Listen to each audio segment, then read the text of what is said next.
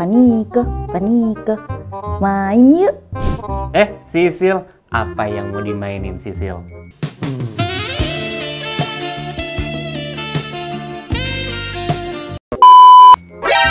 Panike, Panike, ada waktu nggak? Mau nanya dong soal obligasi. Obligasi. Boleh dong Sisil, tapi ada kopinya nggak? Ada kok Pak. Nah, cakep Sisil. Ayo sini.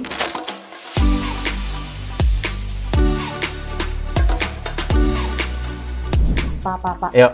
Aku kan udah bikin akun ya, terus mau beli nih obligasi. Kalau nggak salah kemarin Bapak bilang tuh obligasi tuh korporasi sama pemerintah ya Pak ya? Nah, ini Sisil.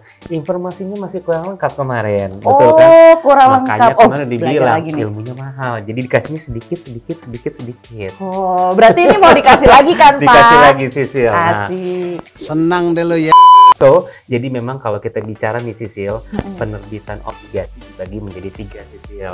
Oh, 3 ternyata. 3. Nomor 1 adalah obligasi korporasi. Oh, Tuh. Yang kedua adalah obligasi pemerintah Sisil. Nah, itu kan udah Yang Bapak kedua bahas tuh. Betul. Yang satu lagi apa? Yang ketiga adalah obligasi daerah atau bahasa kerennya Apa nih? municipal bonds, bukan James Bonds.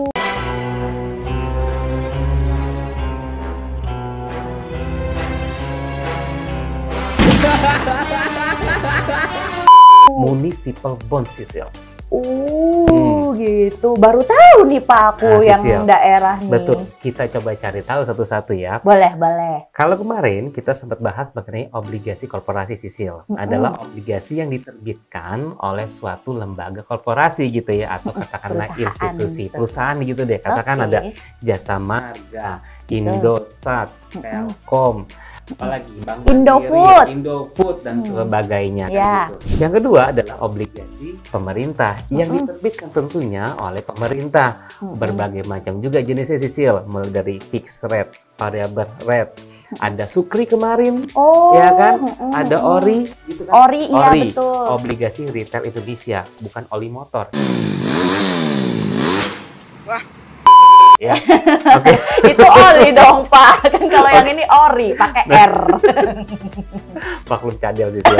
Oh, maaf Pak. Aduh, menyentuh topik sensitif nih sepertinya. Nah, Sisil, jadi kalau kita bicara kupon, tentu lebih besar obligasi korporasi Sisil. Kenapa sih sebetulnya? Nanti kita cari tahu. Yang Oke, itu oke. kita simpan dulu Sisil. Nah, sebelum kita mulai melangkah lebih jauh Sisil, lebih baik kita bahas dulu nih tentang obligasi daerah. Yang boleh dibilang menjadi polemik sejak tahun 2015 sebetulnya Sisil. Kenapa tuh Pak? Wah, Kok jadi panjang polemik? ceritanya. Pantes aja saya agak-agak kurang Kenyet gitu. kurang jarang gitu loh dengernya Betul, Pak. Kan betul, kalau Sisil. misalkan korporasi gitu atau enggak pemerintah gitu kan suka digembor-gemborin. Betul. Kalau yang ini tuh emang kayak tersembunyi gitu. Dibilang tersembunyi enggak, Enggak ya? tapi seperti sebuah hubungan Sisil, complicated. Anjay, Anjay. seperti status Facebook ya Pak. Betul Sisil. Complicated. Nah, dulu Sisil pada tahun 2014-15 begitu ya. Dulu sebetulnya cukup banyak daerah-daerah yang ingin menerbitkan obligasi Sisil, tapi nggak kunjung berhasil. Kenapa sih sebetulnya? So far kalau kita perhatikan karena cukup banyak peraturan yang tumpang tindih.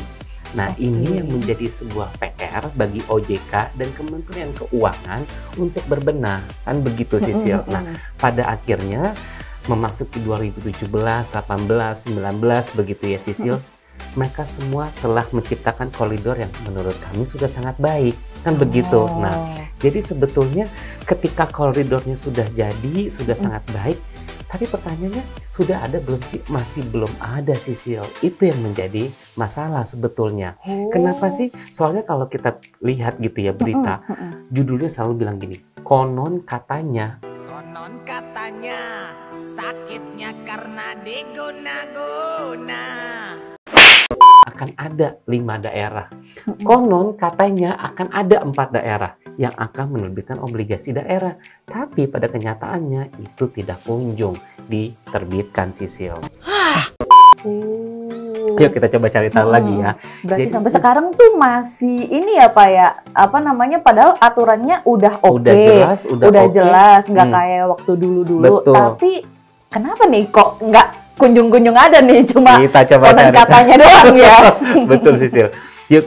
Nah, jadi kita mesti lihat dulu Sisil, obligasi daerah itu sebetulnya diterbitkan memang untuk membantu pembangunan infrastruktur yang ada di daerah, khususnya dari sisi sektor publik Sisil yang menghasilkan penerimaan. Nah, ini menjadi salah satu poin penting dan juga memberikan manfaat bagi masyarakat. Anjas kelas. Nah, Betul. tentu ini menjadi salah satu perhatian bahwa ternyata obligasi daerah ini ujung-ujungnya satu, yaitu membantu pemerataan pembangunan nasional. Sehingga tidak hanya terkonsentrasi dengan dana yang dianggarkan untuk daerah, tapi juga mendapatkan dana yang lebih besar untuk membangun daerah-daerah itu, Sisil. Oh, istilahnya tuh membantu APBD gitu ya, Pak ya? Betul, Sisil. Cakep. Nah, cuman masalahnya adalah kalau kita perhatikan, prosesnya memang tidak mudah. Anggaran yang sudah dianggarkan saja belum terrealisasi sepenuhnya, tiba-tiba sudah harus menerbitkan obligasi lagi.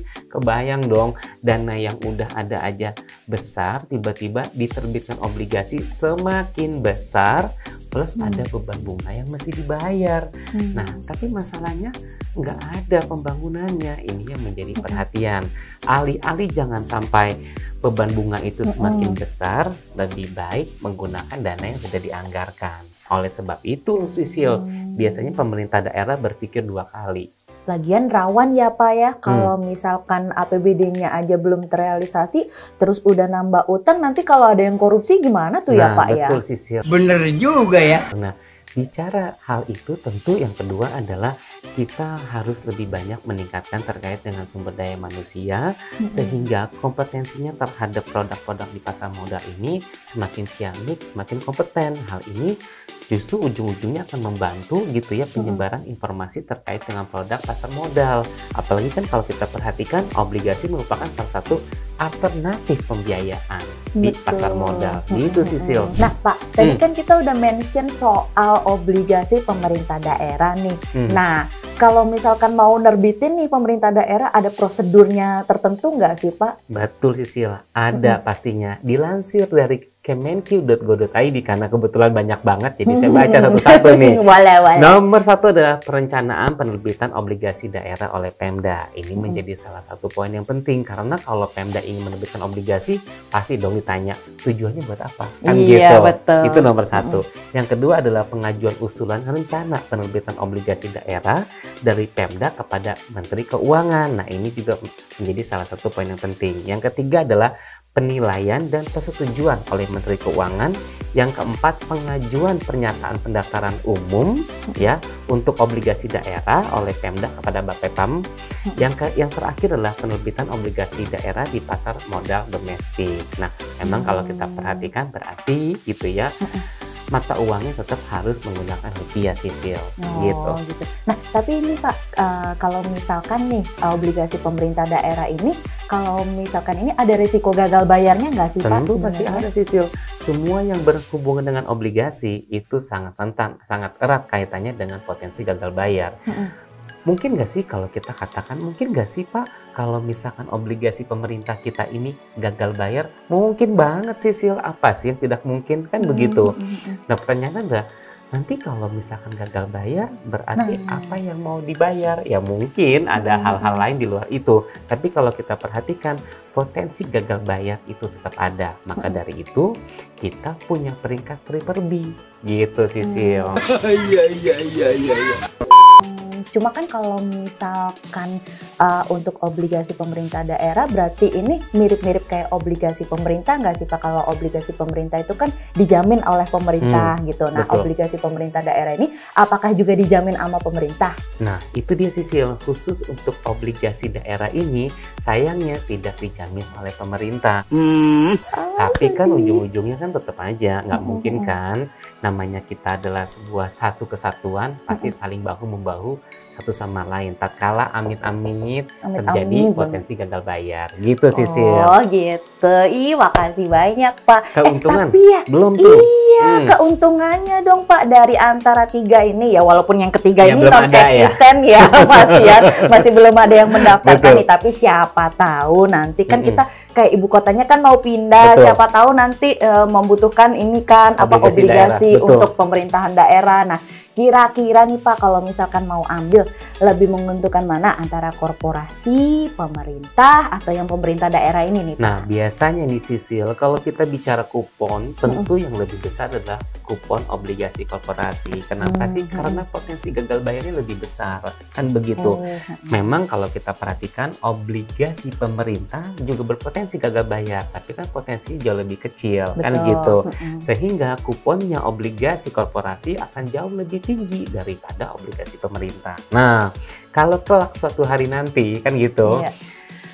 obligasi daerah ini terbit, dia akan mengisi tuh celah kekosongan di antara Asik. obligasi pemerintah dengan obligasi korporasi Sisil. Sehingga kalau kami perhatikan, kuponnya akan di atas obligasi pemerintah, namun juga di bawah dari obligasi korporasi. Begitu. Oh, berarti ini tuh tengah-tengah gitu ya Tengah-tengah. Pak. Jadi Tengah kalau emang lebih enak Sisil. lebih baik coklatnya gitu ya Pak. Lebih baik coklatnya. Berarti kalau misalkan korporasi itu high gitu, kalau misalkan untuk pemerintah itu low, bisa dianggap kalau ini tuh medium gitu ya Tengah-tengah, Pak betul. ya. Iya bang. Kalau katanya lagu dangdut, yang sedang-sedang saja. Asik. Yang sedang-sedang saja, yang penting dia setia. Nah, makasih banyak ya Pak Sama-sama, buat Sisil. edukasinya hari ini. Ntar kalau mau nanya lagi boleh dong Boleh Pak, dong Sisil, pastinya. tenang aja. Asik ya, udah kalau gitu saya mau lanjut kerja dulu ya Pak. Bye Makasih. Sisil. Sebentar Sisil. Ya, Kopi kenapa, Pak? saya, kopi. Kopi. Nanti ya Pak, abis gajian. Dadah.